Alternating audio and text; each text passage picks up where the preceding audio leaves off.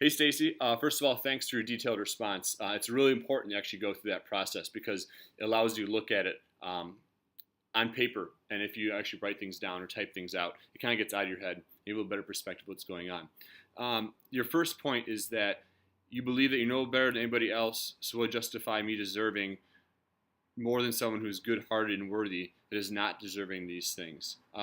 First of all, you don't have to believe that you're better than anybody else. It's pretty irrelevant. You could believe anything that you want. Just because someone else who is good-hearted and deserving doesn't receive something, I'm not quite sure what has to do with you whatsoever. I think that's the issue of comparing yourself with other people and trying to set that standard. Instead of focusing on them, if you focus more on yourself and remove that comparison, I think that you're going to change that metric of what's possible for you.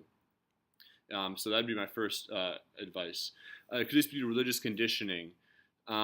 Yes, I think it can be. I think that religion fucks a lot of people up for life.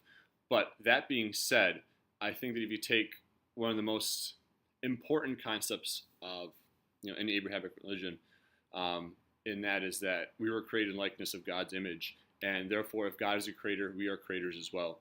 I'm not a fan of original sin. I'm not a big fan of lack of free will and you're just in God's hands. Whatever happens is the will of God. I think that's total BS. I think it really screws a lot of people. But I do think we are creators.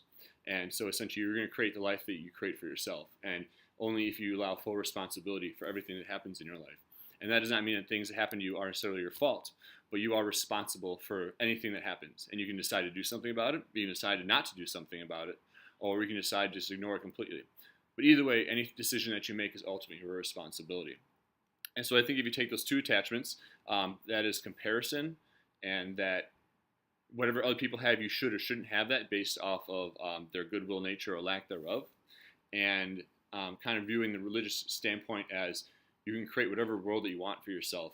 I think we're all gods in that sense of things that we can create. Your third point, could you elaborate a little more on your comment? If I deserve it, I would have it.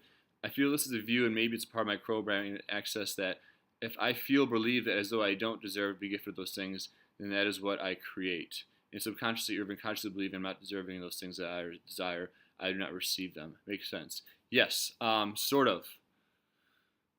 Well, if you're thinking about it, deserving is something is actually having it, right?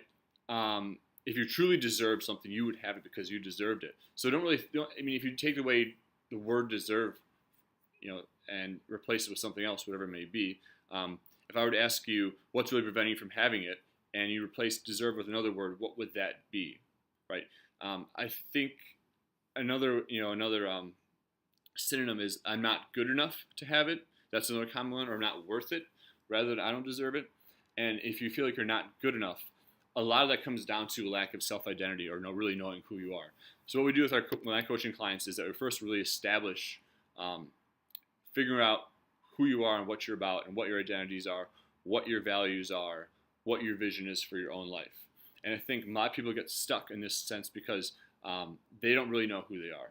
And so they take on a lot of different things, a lot of different influences, a lot of different experiences, especially from childhood, their parents, their teachers, their friends, their family members, anything that's happened to them. And they kind of created this shell on the outside, right? And so a whole bunch of identities they're trying to associate with without really figuring out who they are as an individual.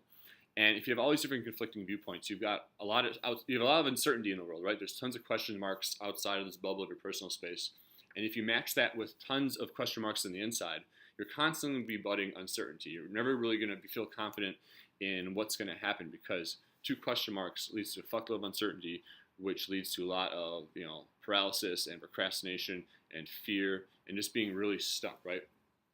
So the only certainty that there is in the world is knowing who you are, because everywhere you go, there you are. And I think that if you explore that fact a little bit more and really try to figure out what you're all about, that you're going to realize that most important thing I'm going to say this entire video right here is that you don't need to be more than you are. You just need to be all that you are. You don't need to be more than you are. You just need to be all that you are.